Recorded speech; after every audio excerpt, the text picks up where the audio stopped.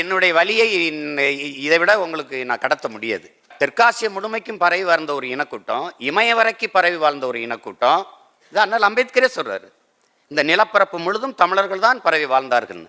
இமயத்தில் கொடியை நட்டான் இமயவரம்பன் நெடுஞ்சேரலாதான் ஊரா நாட்டு போய் நான் கொடியேற்றிருக்க முடியாதுல்ல. அப்போ ஏன் நாடு தானே. இது ஆழமாக நீங்கள் கவனிச்சுக்கணும்.